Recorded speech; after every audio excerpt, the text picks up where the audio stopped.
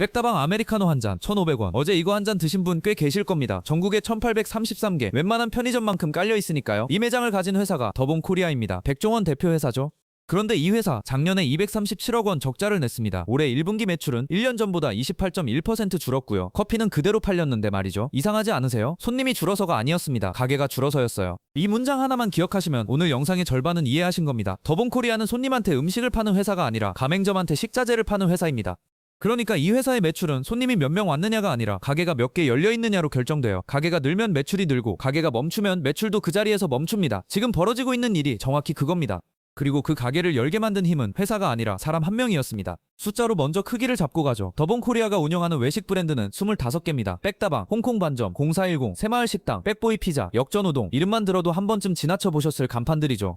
이 25개 간판 아래 가맹점이 3,025개 있습니다. 2024년 매출은 4,643억 원, 영업이익은 360억 원이었어요. 영업이익이 전년보다 40.75% 늘었습니다. 그 기세로 2024년 11월 6일 코스피에 상장합니다. 여기까지는 완벽한 성공 스토리입니다. 상장 과정이 어느 정도였냐면 공모가가 희망밴드 상단을 넘긴 34,000원에 정해졌습니다. 기관 수요 예측 경쟁률이 735대 1, 일반 청약 경쟁률은 772.8대 1이었어요. 상장 첫날 주가는 장중 64,500원까지 치솟았고 51,400원에 마감했습니다. 공모가 기준 시가총액이 4,918억 원이었죠. 정리하면 백종원이라는 이름이 붙은 외식회사에 시장이 5천억 원에 가까운 값을 매긴 겁니다. 당시 분위기를 기억하시는 분도 많을 거예요. 청약에 들어갔다가 몇 주 못 받았다는 얘기가 흔했으니까요. 그럼 지금은 어떨까요? 2026년 6월 주가는 14,000원 선이 무너졌습니다. 상장 이후 최저가예요. 공모가의 절반도 안 되고 첫날 종가와 비교하면 4분의 1 토막입니다. 지분 59.3%를 들고 있는 백종원 대표의 보유 주식 평가액도 한 달 새 300억 원 가까이 줄었습니다. 상장한 지 채 2년도 지나지 않았는데 말입니다. 회사가 문을 닫은 것도 아니고 브랜드가 사라진 것도 아닌데 왜 이렇게 됐을까요? 많은 분들이 이렇게 생각하실 겁니다. 백종원 대표한테 논란이 터져서 이미지가 나빠졌고 그래서 손님이 안 가서 실적이 나빠졌다. 절반만 맞습니다. 논란이 원인인 건 맞아요. 그런데 논란이 때린 곳은 손님이 아니었습니다.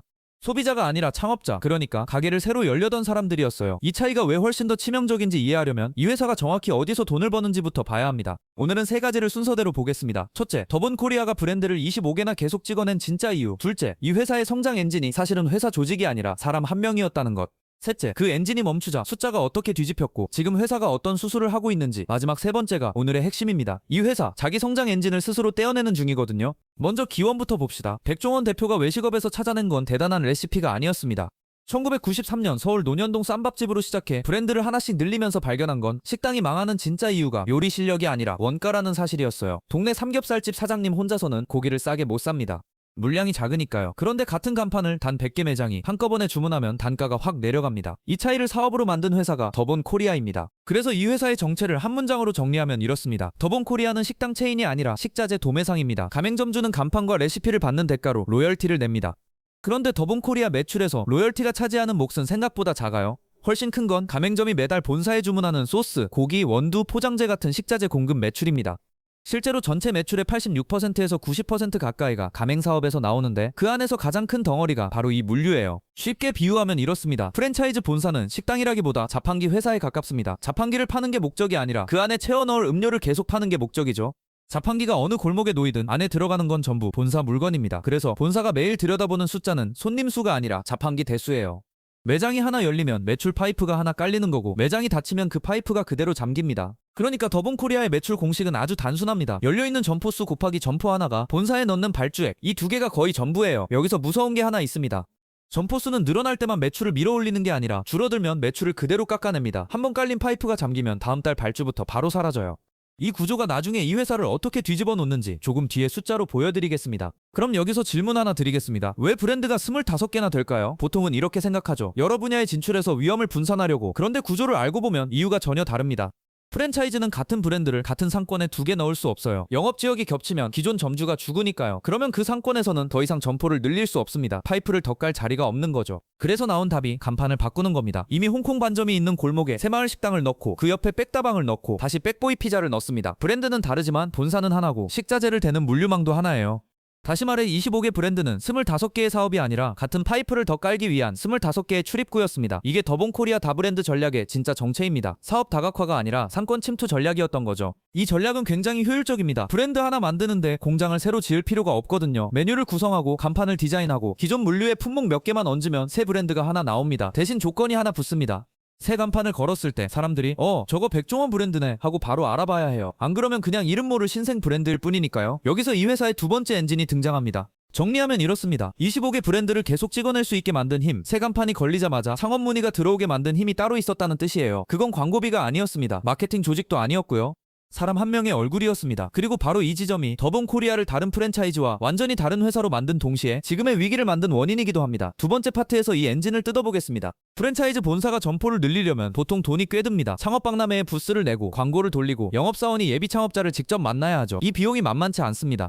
그런데 더본코리아는 이 비용의 상당 부분을 쓰지 않아도 됐어요. 백종원 대표가 지상파와 케이블 예능에 나와서 망해가는 골목 식당을 살려내고 요리를 가르치는 모습이 몇 년 동안 매주 방송됐으니까요. 돈으로 사려면 천문학적인 노출이 매주 공짜로 쌓인 겁니다. 여기서 중요한 건 인지도가 아니라 신뢰였습니다. 예능에서 백종원 대표가 보여준 캐릭터는 그냥 유명한 사람이 아니라 장사를 아는 사람, 더 정확히는 망해가는 가게를 살려주는 사람이었어요. 창업을 고민하는 사람 입장에서 이건 광고 문구 100개보다 강력합니다. 전 재산을 걸어야 하는 결정에서 가장 무서운 게 불확실성인데 그 불확실성을 이름 하나가 줄여주니까요. 저 사람이 하는 거면 최소한 망하진 않겠지. 이 한 문장이 계약서에 도장을 찍게 만듭니다. 그 결과가 숫자로 나옵니다. 2023년 매출 4,107억 원, 2024년 4,643억 원, 1년 만에 13.06% 늘었어요. 영업이익은 같은 기간 256억 원에서 360억 원으로 40.75% 뛰었습니다. 외식업에서 이 정도 이익 성장률은 흔하지 않습니다.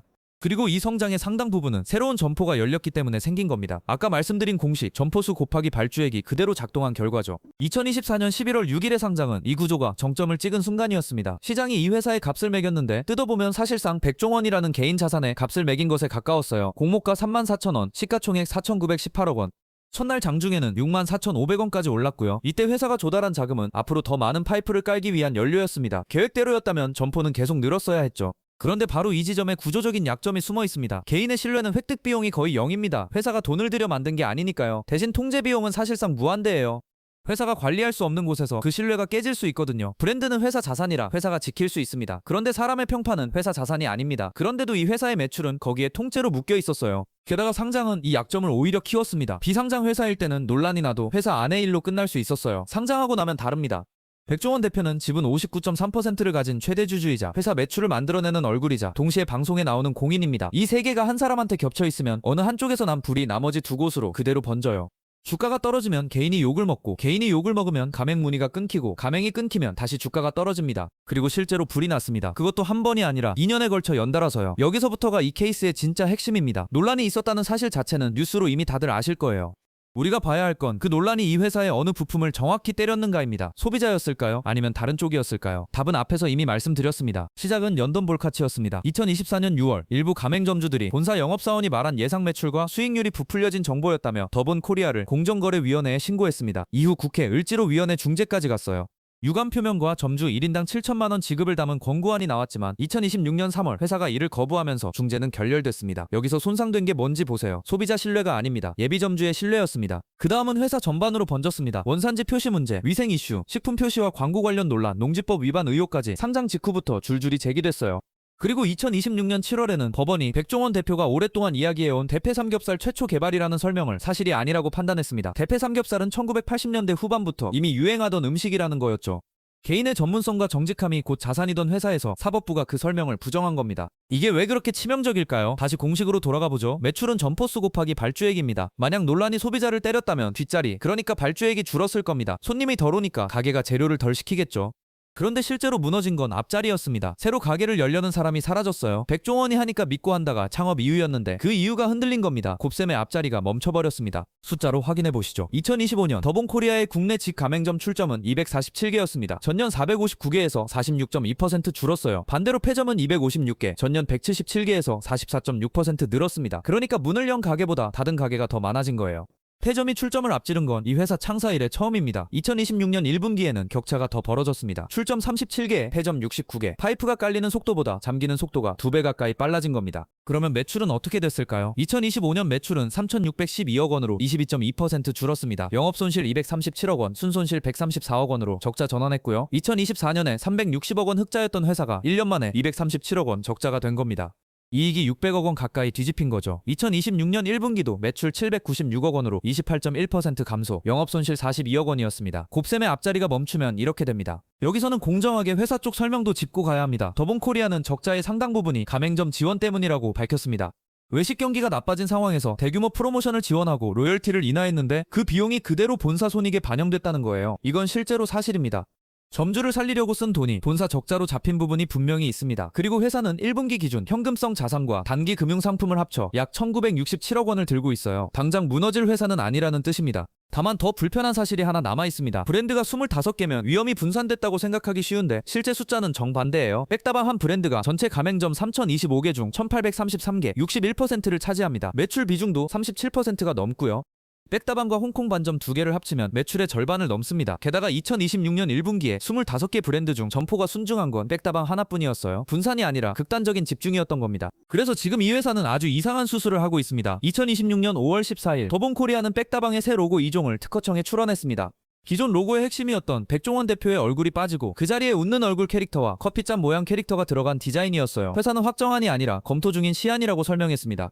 다만 7월에는 글로벌 진출을 겨냥해 영문 브랜드 아이덴티티로 바꾼다는 보도도 나왔습니다. 성장 엔진을 스스로 떼어내는 겁니다. 25개 브랜드를 찍어낼 수 있게 해줬던 그 얼굴을 이제 간판에서 지우고 있어요. 모순처럼 보이지만 구조적으로는 합리적인 선택입니다.